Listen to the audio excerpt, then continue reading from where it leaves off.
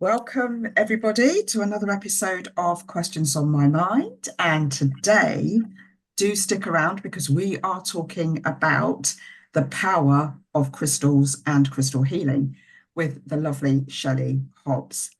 Please do like, share, and subscribe, and we'll just get straight into the juicy conversation.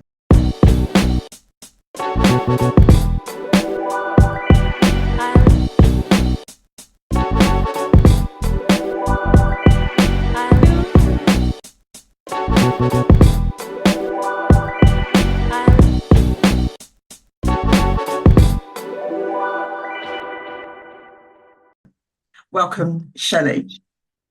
Hello, thank you for having me. So Um, I think, oh, sorry. No, go ahead, go ahead. I was just going to say something to really start with to do with crystals is we actually wouldn't be able to be having this conversation right now if it wasn't for crystals. So we all have a laptop or a phone or a computer that has an LC display, Yeah. which is liquid crystal. So, and that's in the form of clear crystal quartz. So it's kind of believed that crystals hold or have the ability to hold a huge amount of information. It's like a storage, which is why things like the microchip is so powerful and used in technology and in computers. And it's found in silica dioxide, which is a constituent of sand. So obviously that's found in nature. And yeah, it's found in the form of quartz, which is this crystal here. So without this, we wouldn't have the ability to be able to use our computer to have this conversation right now because it's this that holds all of the information. And apparently, it can hold the information for up to 3 million years. So I just kind of wanted to start with that because Yeah. not many people know that they're using crystals in their everyday life. Like, quartz watches, they're made with this as well.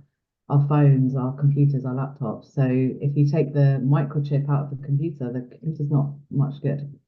So you can turn the power of the computer off, but when you turn it back on again, it's the microchip in that computer that has all of the information that tells the computer what to do. So yay for crystals, so we Hey. can do this. So I was going to go in a completely different direction.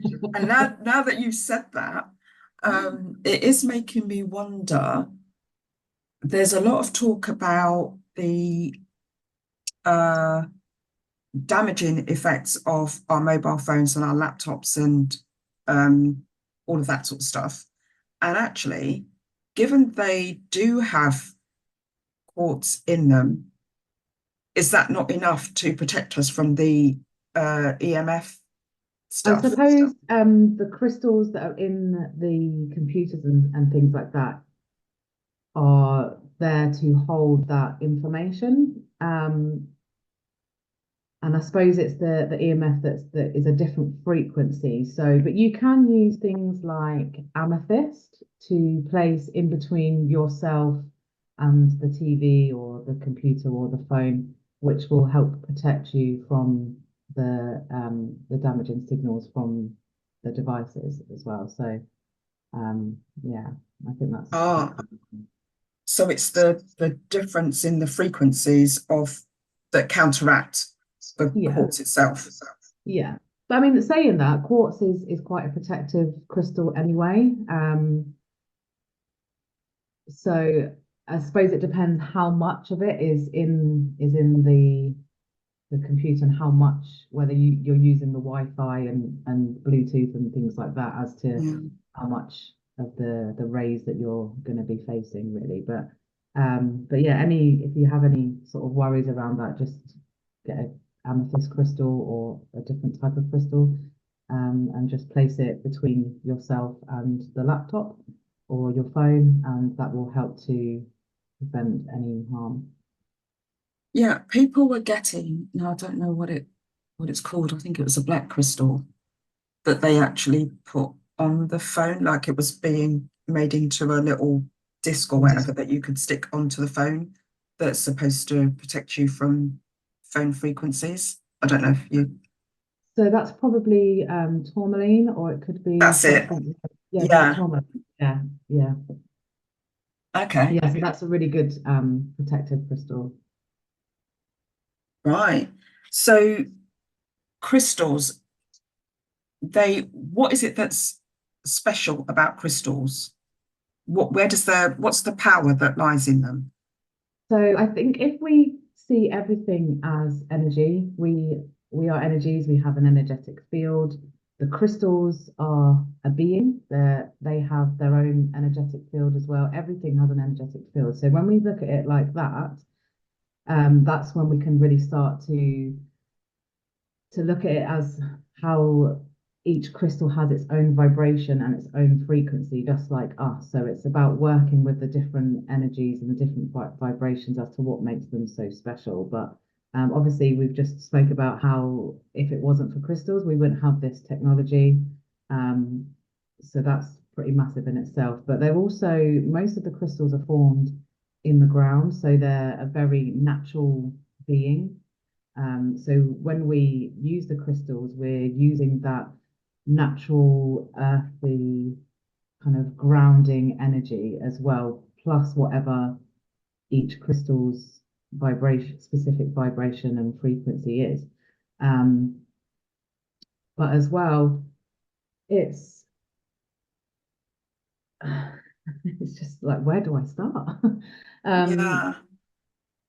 so yeah, so basically, I think the way the crystals use their energy is they kind of shoot it out like a laser beam. So I kind of see them as like little superheroes, really. So they're taking their energy and they're shooting it out in a very kind of powerful, concentrated way in this like laser beam like way. So and because they do have lots of each crystal has different vibrations, therefore it can work with different things, but um, it can there's probably a crystal for everything that you need. So amethyst, for example, is a very versatile crystal.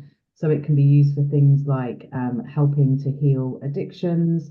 It can be used as protection. It can be used to cleanse. It can be used to really bring in that clear, peaceful state of mind.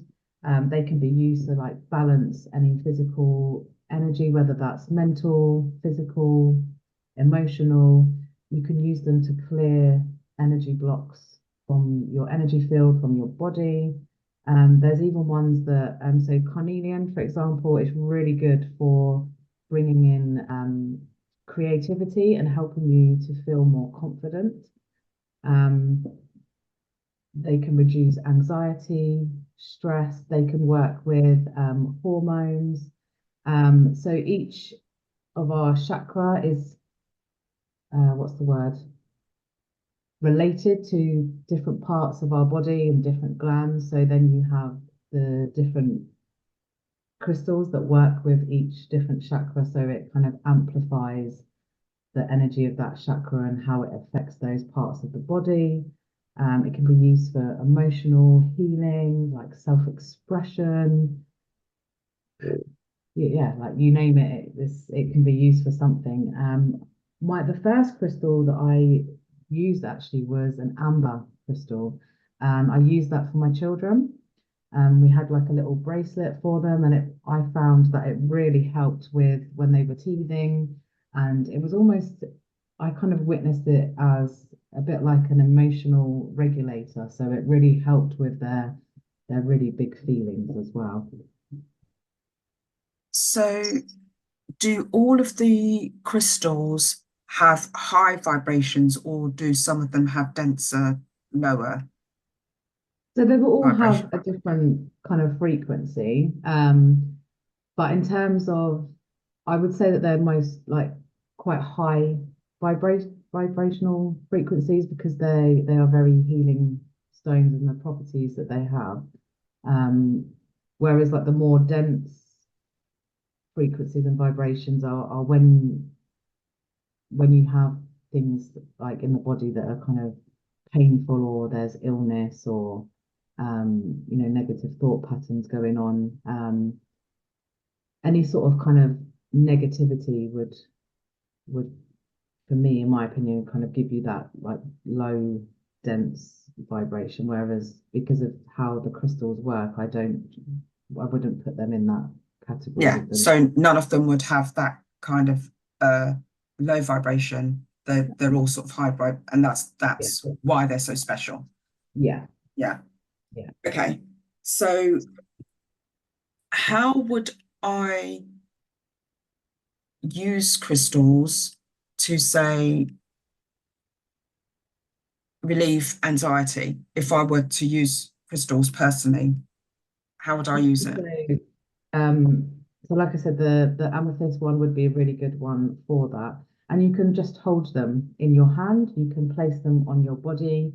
You can use them in a crystal grid. So whenever you get a crystal and you want to start working with it, I would definitely make sure that you cleanse it.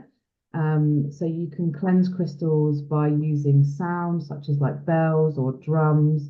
You can use feathers. I think I've got a feather here actually. So you can just use the feather around the crystal. You can blow on it to clear the energy. You can bury it in the ground or in sea salt. You can use sage or Palo Santo to smudge the crystal. You can even use other crystals to cleanse them. So selenite and citrine are really good if you put that on top. You can also get like crystal beds to put your crystal in to cleanse them and enhance them. So make sure that your crystal's nice and clean and cleansed from any energy. So So whether sorry. it's been, yeah. So sorry, can I just ask, if you've got crystals and you've just got them sat there kind of thing, how often would you need should you be cleansing them?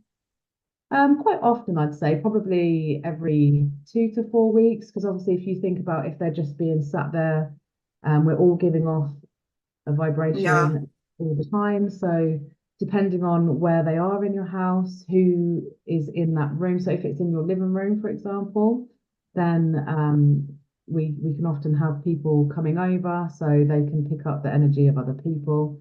But generally, when I use them for myself or for others, I always cleanse them first. yeah. So you make sure that your crystal is cleansed and clean first. And then you always hold the crystal in your left hand because that's your receiving hand. And Okay. then I would just to use any work with any crystal, I would always start by getting to know the crystal's energy. So you can do that by holding it, by meditating with it is a really good way to really feel the energy of each different crystal. And then you can program it. So you would do that by holding it in your left hand, and then you would place your right hand over the top, and you would give it an intention. So, for example, thank you for helping me to relieve my anxiety or my stress, whatever the intention is. And then you close your eyes and imagine this like bright white universal light coming into your crown chakra as you inhale, and just um, naturally letting it drop into the heart. And when you feel the energy drop into your heart, you can exhale out. And I would do that 3 times.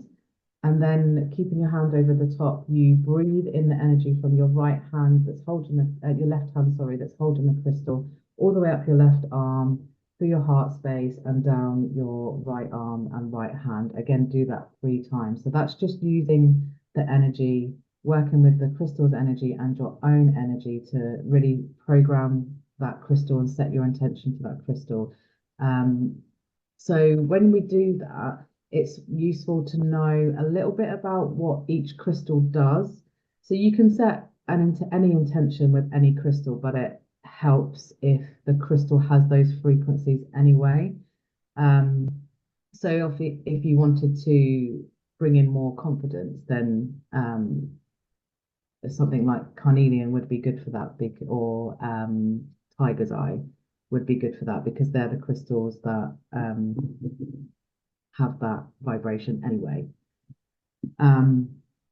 So once you've programmed that, even when you cleanse the crystal, it will hold that information. Like we said in the beginning, crystals have a very powerful way of storing information energetically. So even if you cleanse the crystal, it will still hold that intention that you've set for it, and then you can work with it. So you can put it on your third eye or your head.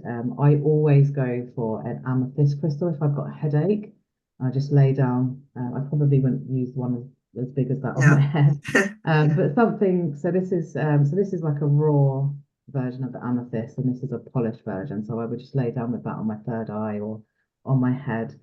And you can, well, I personally feel like the pain is being drawn out by the crystal. And you can, if you want to magnify or amplify that energy, you can use the clear crystal points as well. If you face the point bit towards the crystal that you're using, it will amplify that energy. So if you was maybe had something that was quite painful emotionally, you could use a pink quartz, which is to do with the heart chakra, anything to do with the heart chakra, emotional heartbreak, emotional upset, self-love, self-care, forgiveness, all types of things like that. And then you could use the crystal point facing away, so it's taking that negative energy away. Or if you wanted to amplify the love that you're giving to yourself or that forgiveness, you can face the point inward, so it's drawing that energy towards you to wherever you're using it on your body. Yeah. So if the crystals hold information for that long, do you have to be careful then where you, like, when you buy it, obviously it's been in the energy of other people or other places. Yeah, So when you so cleanse it, how do you make sure it's properly clear so that it's just got your programming, if you get what I mean? yeah, so obviously you can change the programming by your intention, and you can cleanse the energy. So I think intention and energy, although they are similar, they're not exactly the same.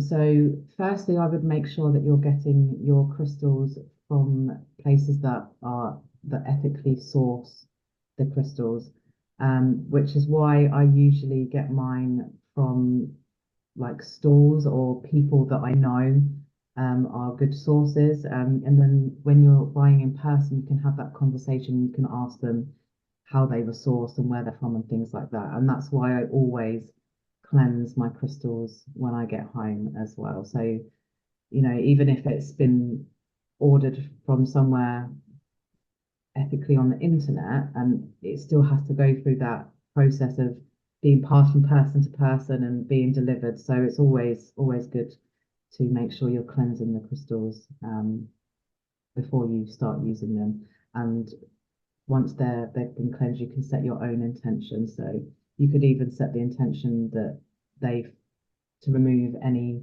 information that has been programmed in them previously as well. Yeah. And so all of the crystals can hold millions of years of information, not just the clear quartz. So why do you think they use the clear quartz for, I suppose, watches, laptops, mobiles, rather than any crystal?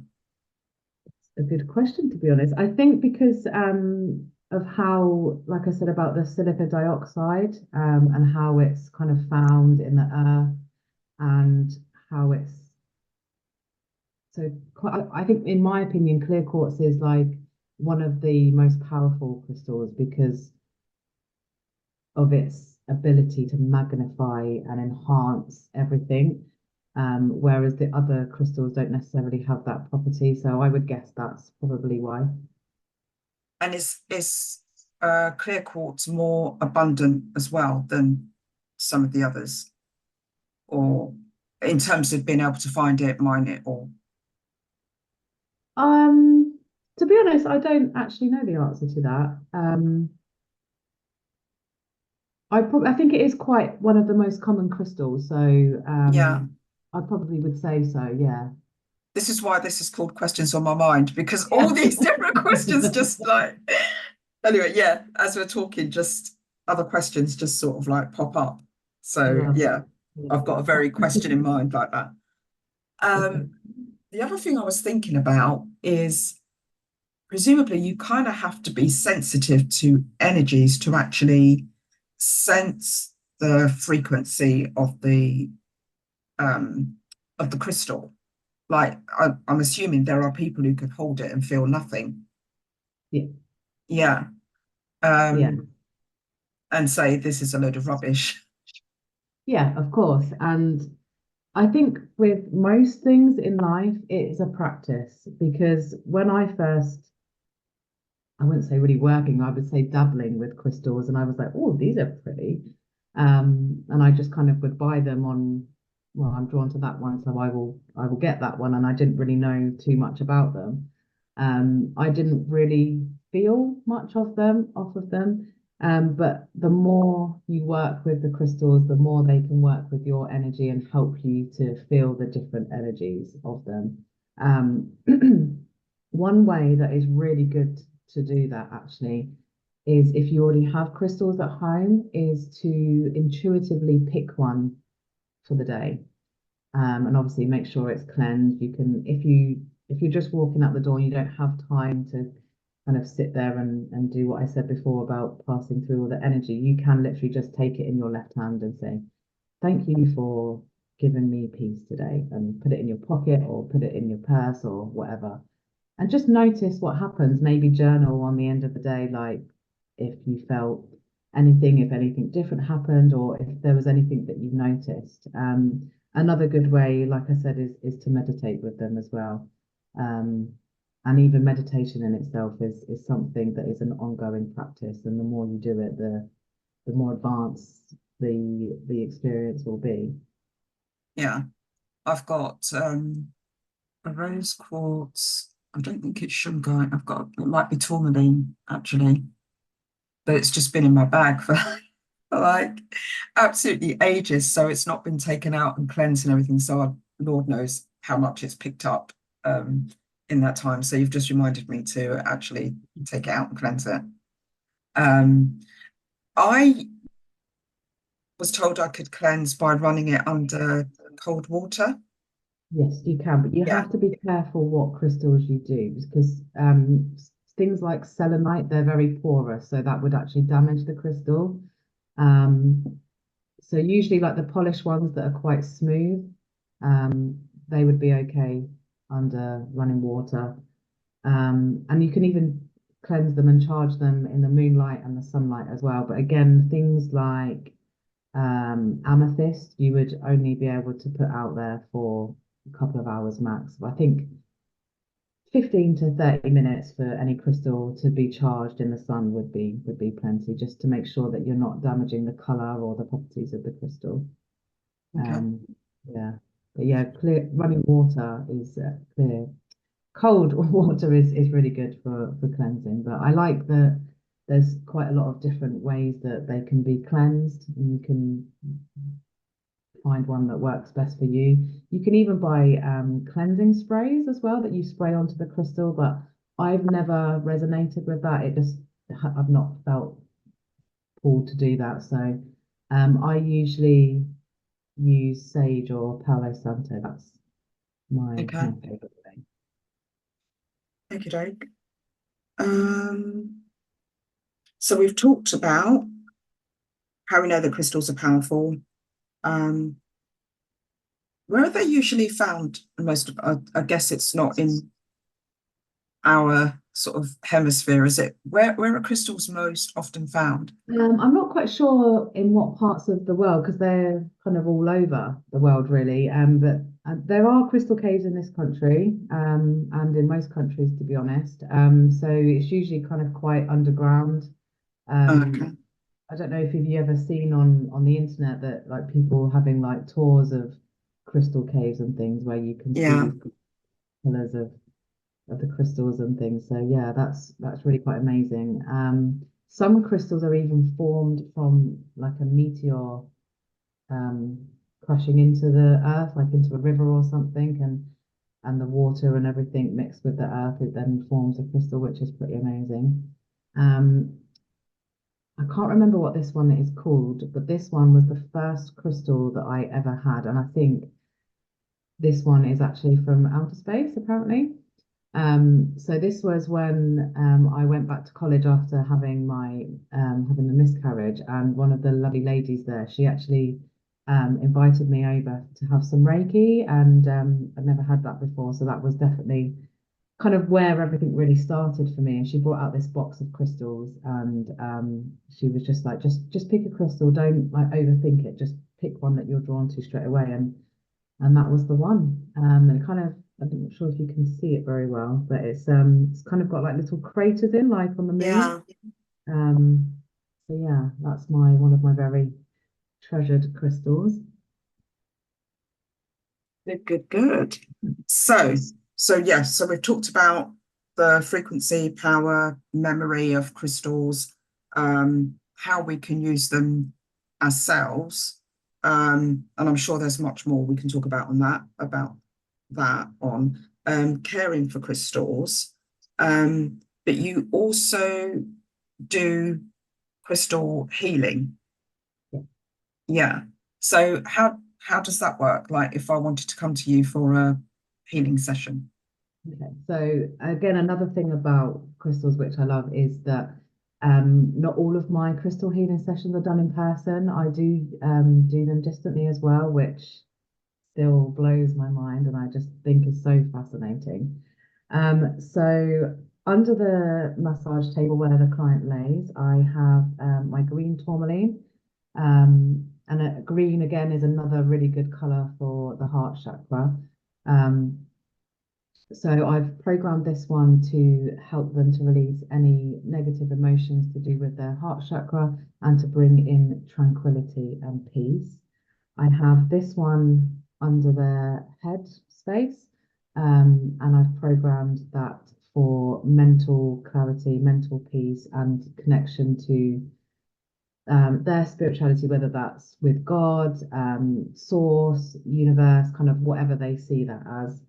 And then I have the black tourmaline, black obsidian, sorry, to help with grounding them through their treatment. So they would lay on the massage table, fully clothed with a towel and a blanket over them to keep them nice and warm. I would first take my clear quartz crystals and I would gently place the point onto their temple, holding this one out, and that kind of creates an energetic circuit so I can connect with their energy. Once I've felt that connection, I then use the clear quartz to sweep over and through their aura, which has 7 different layers. So that can sometimes take quite a lot of time depending on what's been going on in their life. And then once I feel an energetic block, I circle until my arm feels heavy, and then I know that that block has been removed. So I'll just touch the blanket or their body just to seal in that kind of removal. So once I've done all that and the energy body is clear, I then have a specific set of chakra stones, chakra crystals that I use in my healing treatment. So I will start by placing the hematite at their feet. And then we use red jasper for the root chakra, carnelian for the sacral chakra, citrine for the solar plexus, pink quartz for the heart, sodalite for the throat, amethyst for the third eye, and the clear quartz for the crown chakra. And then I use a pendulum to ascertain, so I hold it over each crystal on each chakra, and I ask it to tell me whether that crystal needs a grid or not. So you can use grids in healing, you can use them on their own to send healing to yourself, to other people, to empower a goal, to help you with a project, anything that you're working on. Obviously, as we said, you can just set the intention.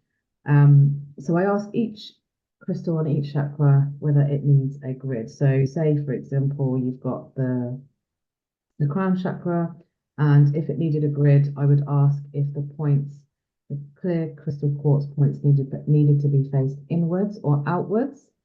And then I would usually have 4 of the points round in a circle with different crystals in between the points, just to enhance that healing of whatever needs to be healed at that moment in time. Is that on the And grid? then, yeah, that's on the Yeah. grid on the chakra. And the crystals I use a kind of mix of the pendulum and intuition in terms of which crystals I bring in. So I do that for each chakra. It's not usually every chakra that needs a grid. It's usually only maybe 3 to 5. And then if the points were facing outwards, taking that any negative energy away, I would then turn around to face inwards so they can also replace that energy. So I really do feel that when you're removing energy from the body, it's really important to replace it with something positive, so it's not just kind of left open, if you like. Yeah. So I do that, and then I ascertain whether there's any further crystals that need to be placed on or around the person. So that I do that, and then I balance the crystals and the chakras using my hands. So I'll start with the third eye and the root chakra, and I will just hold my hands over each chakra until I feel the energy change, until I feel that that's become to a balance. And I do that working my way up until I get to the middle. Then I kind of sweep over the client's body again, just to help with the balancing of the energy and to remove any other negativity that might have come up in their energy field. I kind of put them in a nice little energetic bubble to help them really soak up that energy from the crystals, and it works as a bit like a protection bubble as well.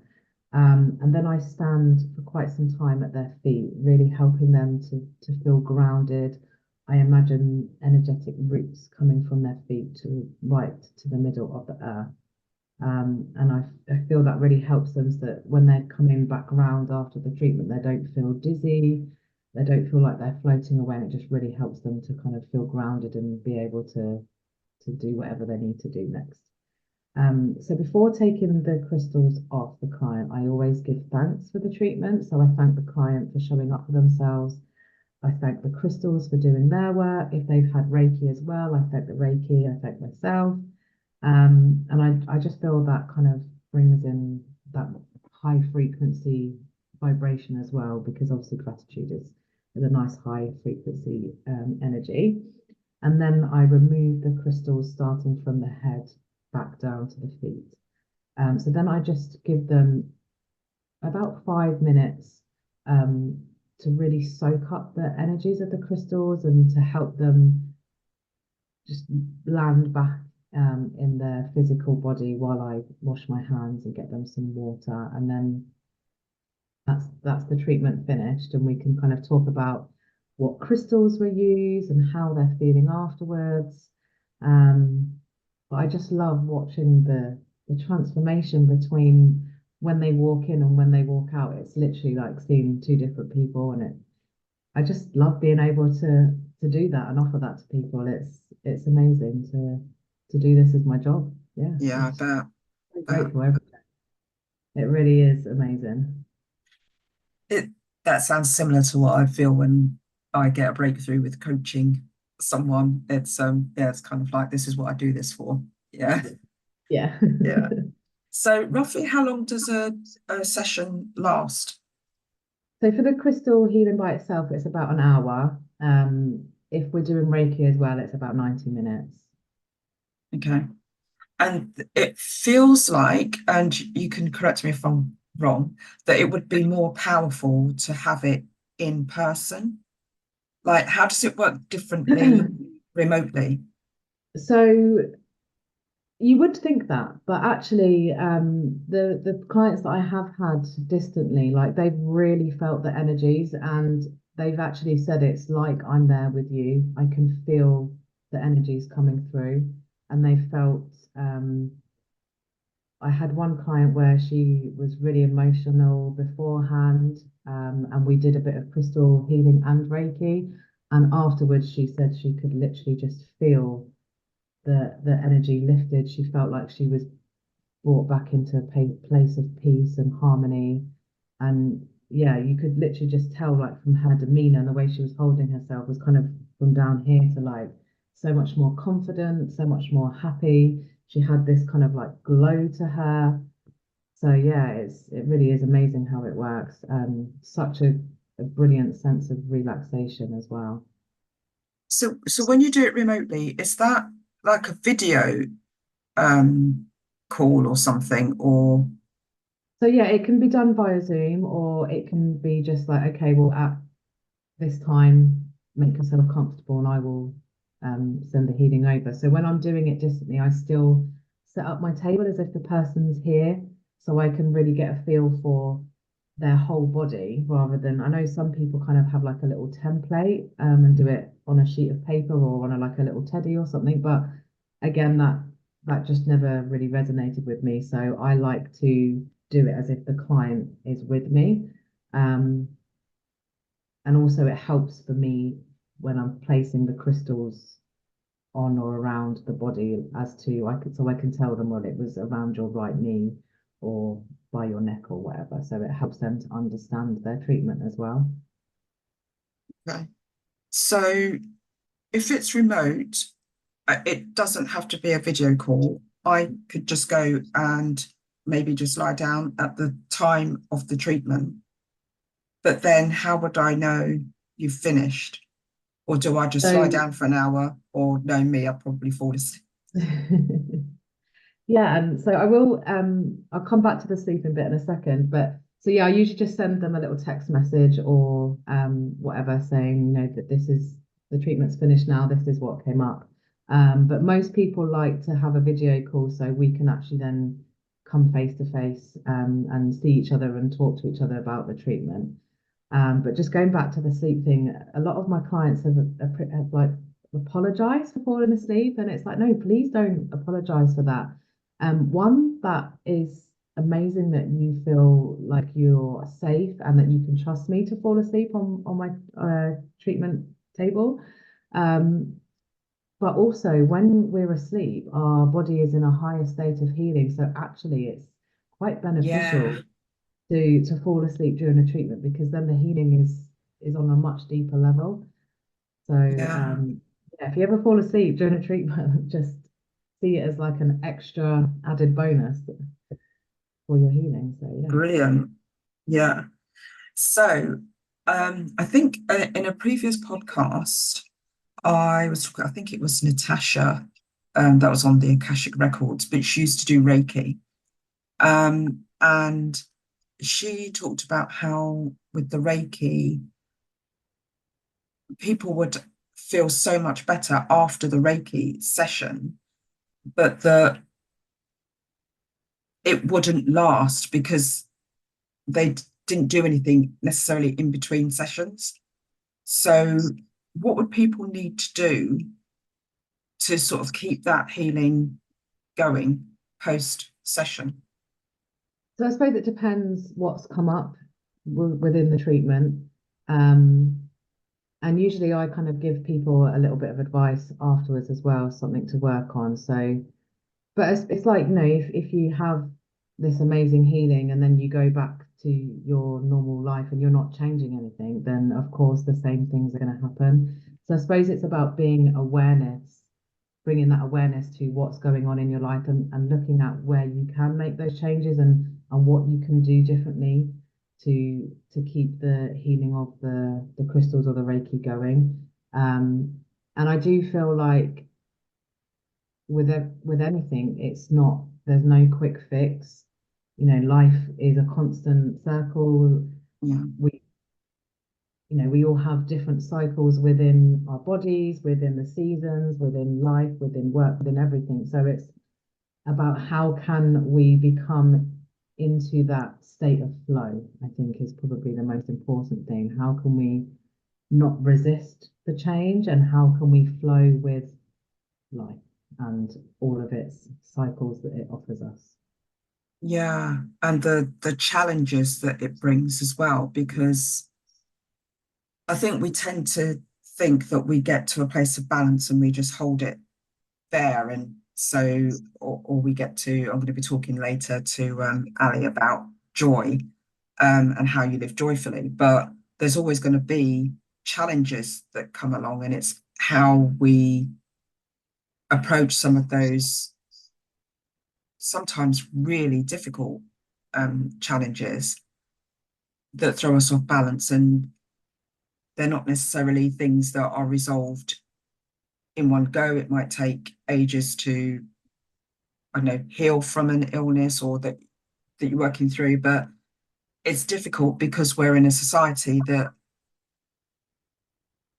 kind of believes that everything should be a quick fix. So I just Yeah. go along to this one session and I should be okay after that. And we tend to get frustrated if it takes 3 or 4 sessions. And generally speaking, healing is a lifelong journey in a way. Oh yeah. Oh yes, definitely. I think that's So why that connection to yourself is really important, because when we are connected to our energy, our thoughts, our body, our emotional being, that's when our intuition and our gifts and abilities really become apparent, and we then don't have to look externally for the answers. Everything is already inside us. So when we connect in with ourselves and we practice the meditation and the things like that, feeling the different energies of people or places, of different plants or environments, crystals, whatever, that's when we really start to get to know our inner world, which is obviously a reflection of our outer world. So yeah, when we get that connection, we know what to do, because we can just connect in and ask ourselves what we need in that moment, or what we need to do with a certain challenge or whatever. I find it's easy to see that with somebody else because you're objective, especially when I'm coaching and I'm in an objective place, I can see it, but the person who's in it can't Yeah. see it.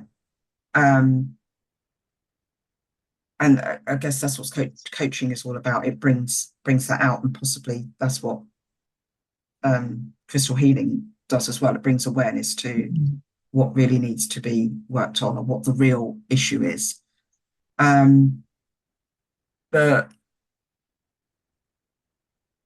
I don't know how easy it is to do it for yourself.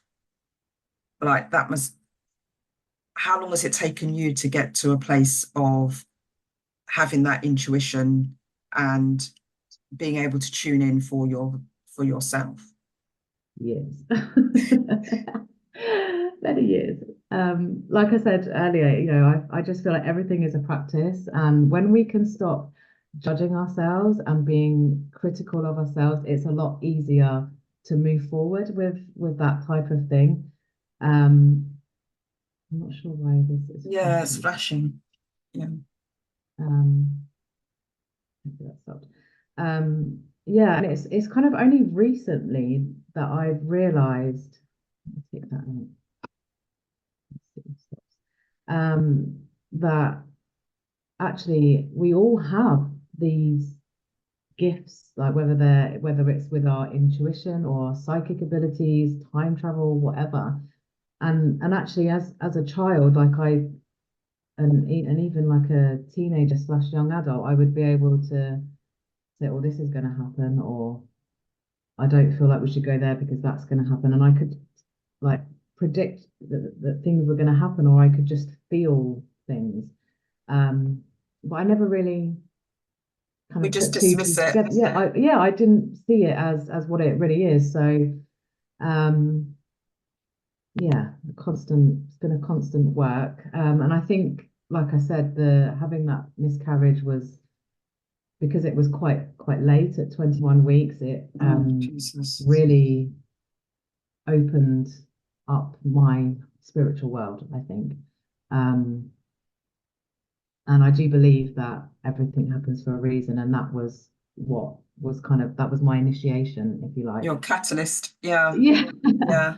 And I think going through something like that just gives you so many opportunities to bring in that strength and to work on so many different things on a personal level that you can just bring that story and that healing and that kind of energy to help other people. Yeah. It would be good if we didn't need such, what's the word? Harsh is coming to me, but yeah, harsh, profound, intense, sort of situations Yeah, to take us to places where we do look for different answers.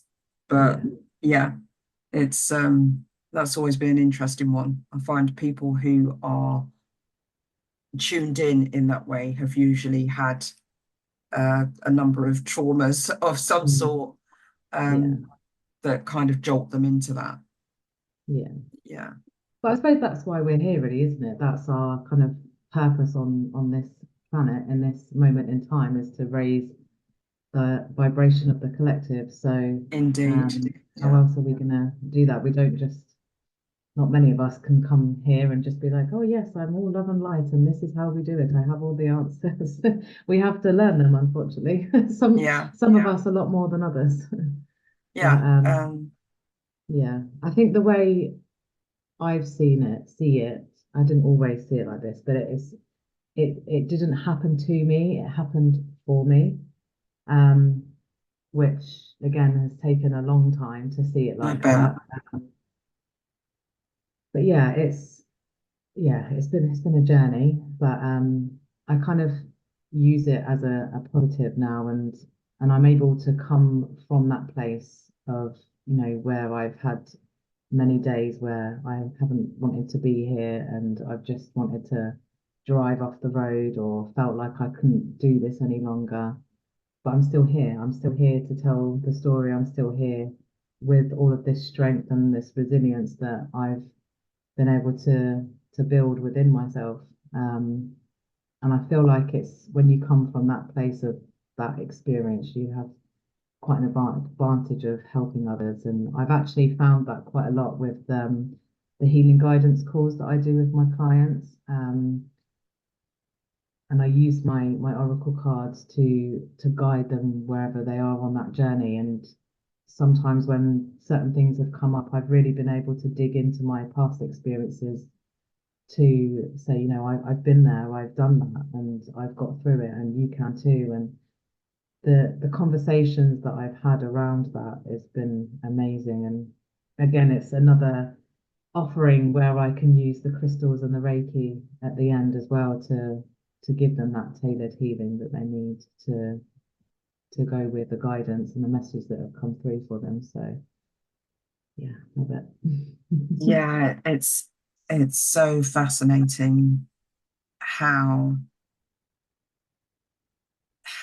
yeah, we have these situations where we've just got to dig in and we don't feel like we're going to get through them. Um, but we do, and that's what gives us that compassionate side to us that wouldn't be there otherwise. Um, but it's the way it is. Yeah. Sometimes hard to accept when you're in the middle Oh yeah. of a challenge and you can't see why it's Yeah. happening to you. And I'm still working with the acceptance of that term, it's happening for me, especially, and maybe when you're in the middle of something, you're not able to say it's happening for me. Oh no, no. I always feel like when I get to that bit, that's when I know I'm coming out of it. I can see what the lessons are and what the experiences are that I needed to go through to get to kind of like the end part and to really realize and feel the lessons that are coming through for me. Um, yeah. So again, we're in a society where it's all go, go, go, busy, busy, busy. And I think that's what takes us away from, even for myself, sort of getting into a creative sort of space or becoming mindful, or that pull of that busyness of life is what takes us away from that inner knowing and that intuition, because it takes our focus out there rather than in here. And I think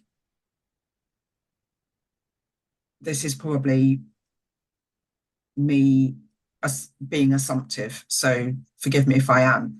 But if you're working in that field, because now you've got to a place where you do meditate regularly and you're kind of in that space because it's your work, presumably you're more able to tune in and more practiced at your meditation and your practices that bring you inwards. So, what would you say to people who are just on that treadmill of a really busy life, and therefore, how do they just get themselves into a practice of just even a few moments of mindfulness to get started, like to bring awareness to that inner I, them? I think the first thing would be just kind of become the witness of yourself and just bring awareness to yourself and what you're doing without the judgment, without being harsh on yourself. So if you're drinking 10 cups of coffee a day because you're having to fly around everywhere, just bring awareness to that. How do you feel after you have that coffee? How do you feel, when you've rushed around at the end of the day? And I think that's always a good place to, as like a starting place, so you can, what's the word? Um, Kind of take note of where you are. And then once you kind of realize where you are, that's when you can start accepting where you are. And I feel like when you've really accepted where you are, that's when you can really make the big changes that you need to. But in terms of kind of coming back to your inner world and connecting with yourself, like a morning routine or evening routine, even if it's only 5 or 10 minutes at the beginning, would just be wonders for you, whether that's to sit in the garden for 5 minutes with your coffee. So you still get to enjoy your coffee, but you're just taking 2 or 3 or 5 minutes just to sit. Maybe you could put your bare feet on the grass so you can connect with nature. You can listen to the birds, you can watch the Mm. sun, you know, and those 5 minutes of doing that will make such a big difference to your day.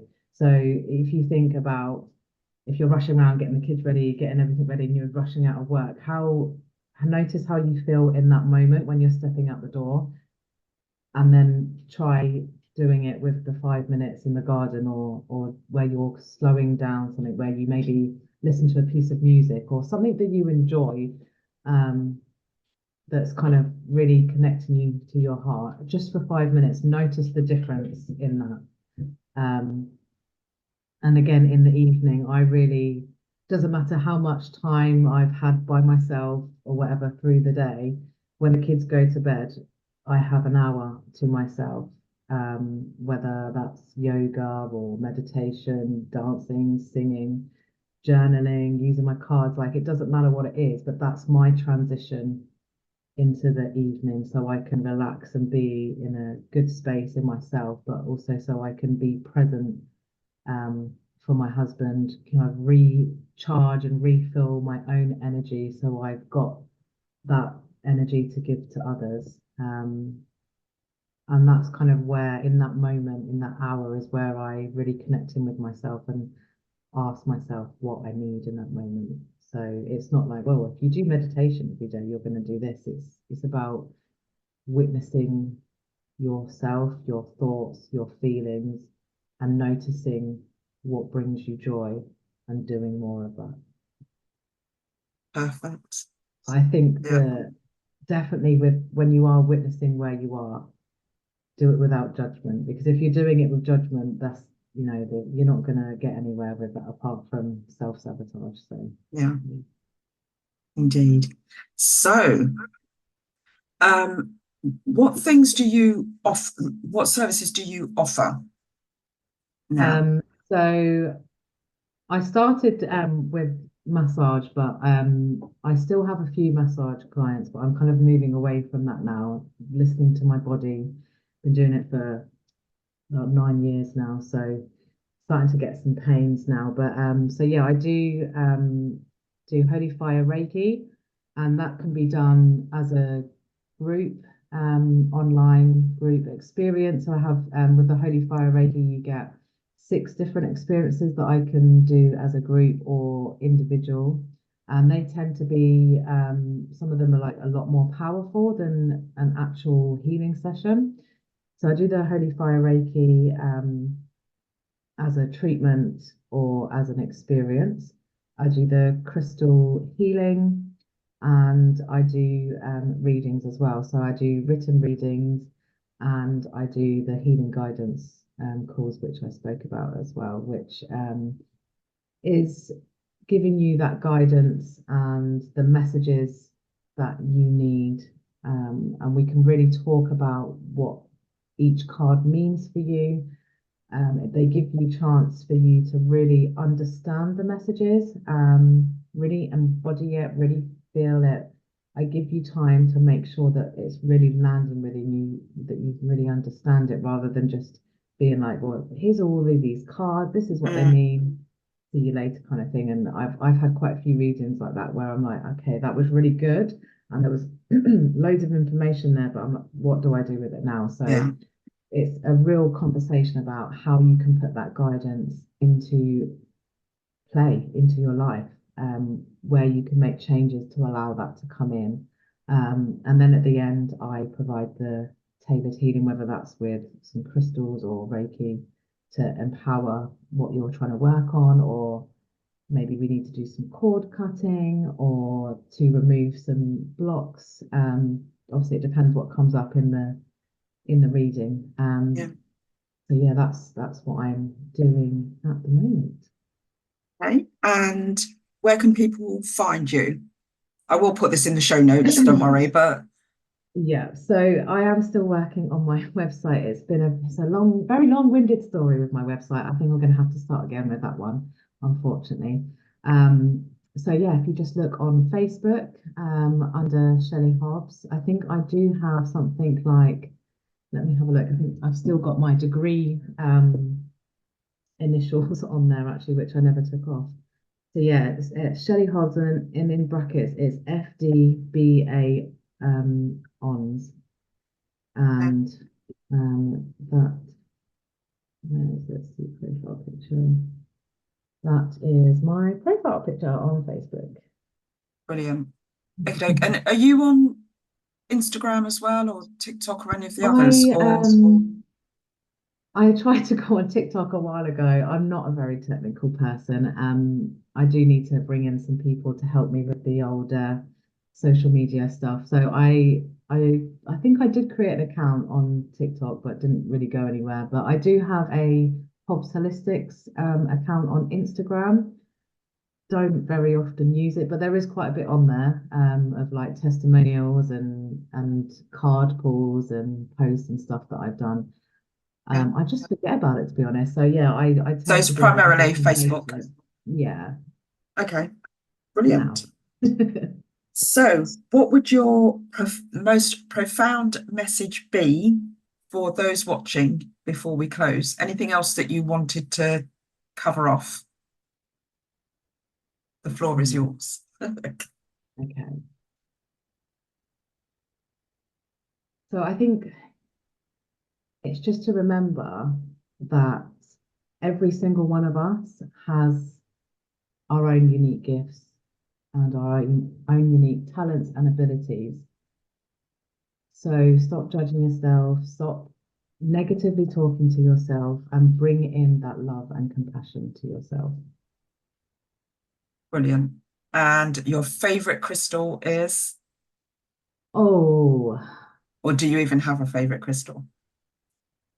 I think I do actually. Yeah, I think it got to be the amethyst, one of the first ones that I started working with. And because it's such a versatile crystal, there's so much that it can do. So yeah, and it's purple, which is my favorite color. So Yes, mine too. yeah. Mine too. So, Shelley, thank you so much. I hope you all enjoyed that. As I say, if you did, please share, like, share, and subscribe. Thanks, Shelley. Don't go away. We will say goodbye off camera. Thank Thank you so you. much for Take having care, me. everybody. Bye.